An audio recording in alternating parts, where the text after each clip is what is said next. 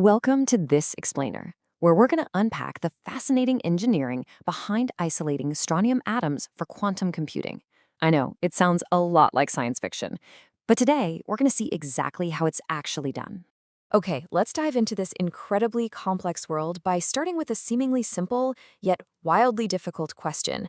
How do you catch a single atom? Because we aren't talking about scooping up a handful of material here. We are talking about isolating one singular atomic particle and holding it perfectly still so we can actually interact with it. What you're looking at right here is basically the final magic trick.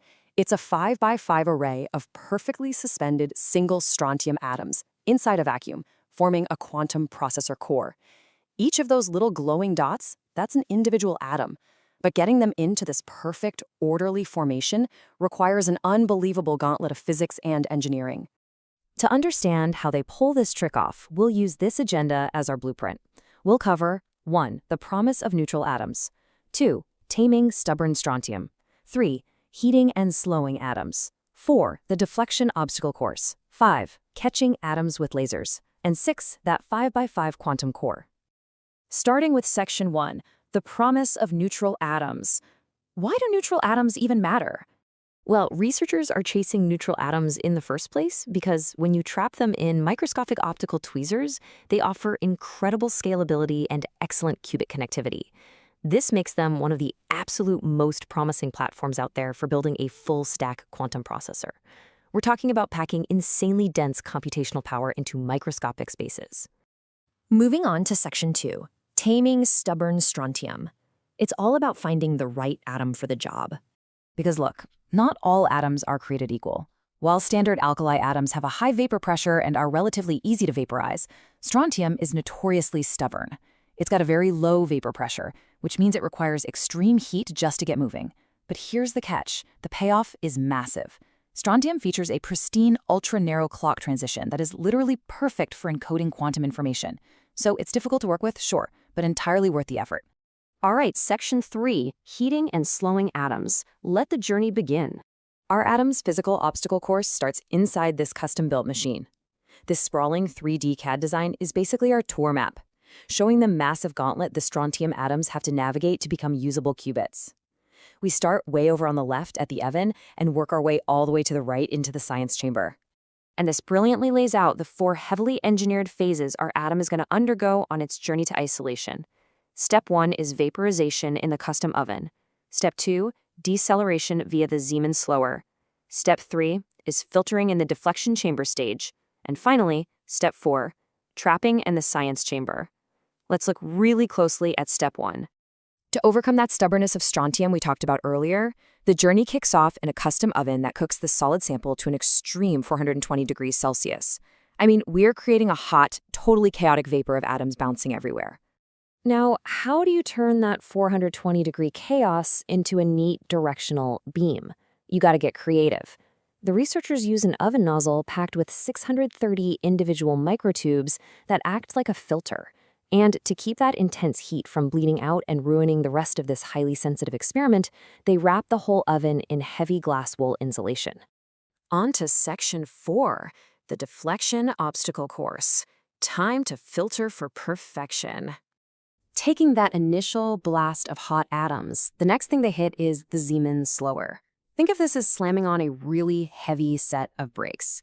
It's a device that combines precise magnetic fields and counterpropagating 461 nanometer lasers. This combination violently decelerates our fast-moving strontium beam down to a highly controlled target velocity of exactly 66 meters per second. Next up, the atoms enter the deflection chamber. This acts kind of like a bouncer at an exclusive club. Using an optical molasses laser, this chamber bends the slow, usable atoms by exactly 20 degrees toward the final chamber. Meanwhile, the fast, unusable atoms, they just keep flying straight ahead and are dumped directly onto a heated 200 degrees Celsius sapphire window. It's brutal, but it's an elegant way to filter out the noise. Which brings us to section 5, catching atoms with lasers. A symphony of light. So the crucial point here is that only the perfect, slow-moving atoms make it into the pristine environment of the final science chamber. But catching them requires absolute precision. To pull this off, the system relies on a literal symphony of 8 different continuous wave lasers. These lasers are locked together, like a musical tuning fork, to ultra-precise frequencies by a commercial frequency comb. That ensures they hit the exact right atomic resonance. The surviving atoms then arrive here, inside this glass science cell. And get this, researchers maintain an environment in this chamber that's emptier than deep space. We're talking about a vacuum pressure of 3 × 10⁻11 millibars. This extreme isolation is absolutely essential so the fragile quantum states of our future qubits aren't destroyed by random rogue background molecules. Inside this insane vacuum, the atoms are caught in a magneto-optical trap.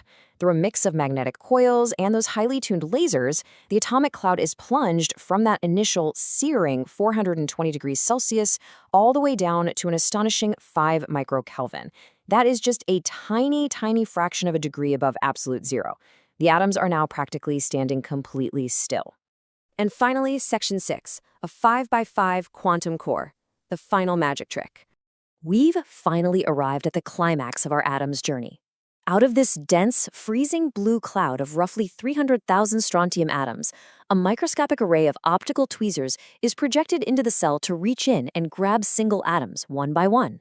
Now, to make sure there is exactly 1 atom per tweezer, and keep in mind, these tweezers have a laser waste of just 0.81 micrometers, the scientists purposely trigger something called light-assisted collisions. This essentially forces any extra atoms to bounce each other right out of the trap, guaranteeing that only a single atom remains per site. And the results are phenomenal. They achieve a mind-boggling 99% survival probability and an exceptional 99.7% imaging fidelity. Successfully navigating this extreme obstacle course is an incredible achievement.